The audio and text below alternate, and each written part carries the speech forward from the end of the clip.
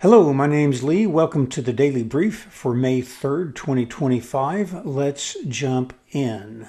Today we're going to be talking about Europe, the Ukraine, the Middle East, China, the Western Pacific, and returning to the United States. First, on to Europe. Today's news all comes out of the United Kingdom. Britain's anti-immigrant and Trump-aligned Reform UK party has made sweeping gains in local English elections. They challenge the traditional political dominance of the country's two main parties, Labour and Conservatives.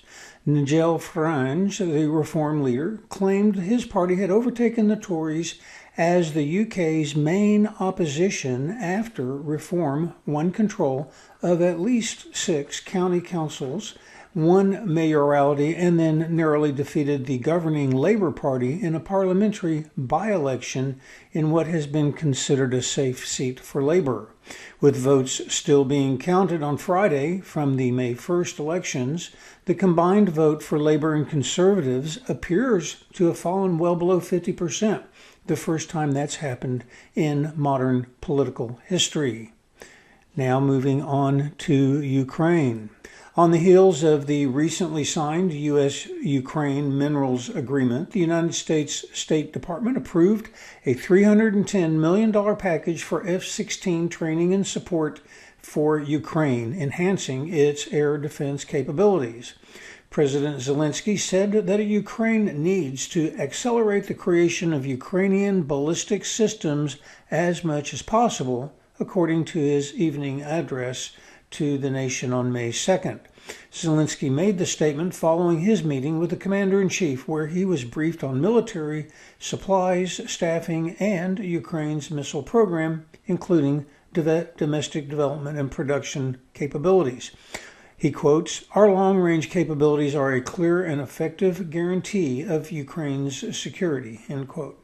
Long-range missiles have been a critical component of Ukraine's defense against Russia's full-scale invasion. However, since the start of the invasion, Western partners have been reluctant and slow to provide Ukraine with long-range missiles out of fear of escalation. Now let's move on to the Middle East. The Israeli Security Cabinet approved plans to expand operations in the Gaza Strip.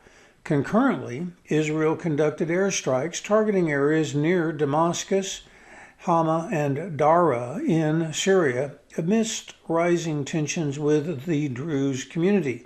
The decision came after comments from both Prime Minister Netanyahu and the head of the military, Lieutenant General Eyal Zamir, this week, indicating that Israel intended to step up the campaign in Gaza.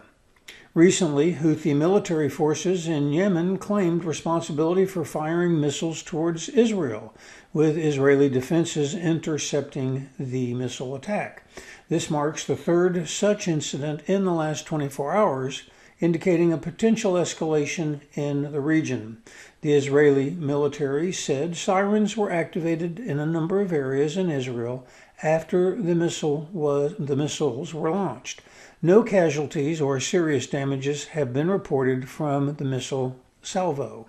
The claim of responsibility announced by the Houthi military spokesperson came amid an intensification of U.S. airstrikes on Houthi targets in Yemen. Indirect nuclear negotiations between Iran and the United States, mediated by Oman, have been postponed due to technical and logistical issues that Iran claims are delaying efforts to address the nuclear tensions. At this point, U.S. and Israeli airstrikes could happen at any time. Stay tuned. Now let's move on to China. China is evaluating a U.S. proposal to initiate trade talks concerning the 145% tariffs imposed by the Trump administration. Beijing emphasizes the need for sincerity and warns against coercive tactics.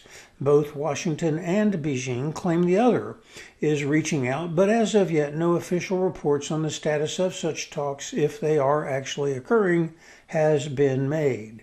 In related news, A number of reports are now coming out of China through independent channels that claim mass protests, some with violence towards local and state officials, are breaking out across China. It is unclear at present whether these demonstrations will be allowed to continue and what the CCP reaction will be. More coming soon. In China, the CIA released 2 videos recently aimed at recruiting disillusioned Chinese Communist Party officials, highlighting internal discontent with China's political system. The 2 videos touch on probable anxieties among some inside the Communist Party machine, specifically getting stuck in a lowly job assisting an increasingly wealthy, corrupt official group, or becoming victim to the endless purges that have targeted millions of party members at all levels since Xi Jinping came to power. Now, turning our attention to the Indo-Pacific.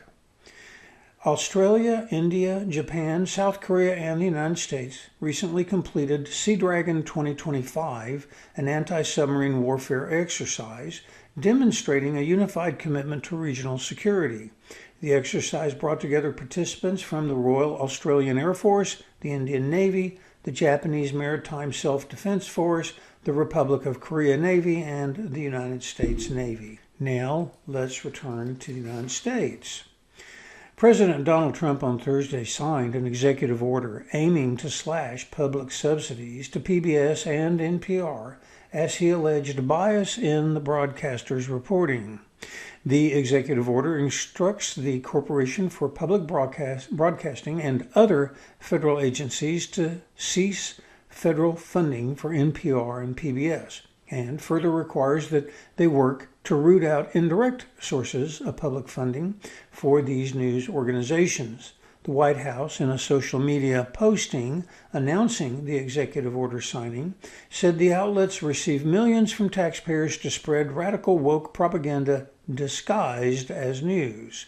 The broadcasters get roughly $500 million in public funding through the Corporation for Public Broadcasting and have been preparing for the possibility of staff cuts since Trump's election, as Republicans have long complained about these organizations. That's it for today. See you on Monday. We'll have a weekend recap at that time. Thanks for watching.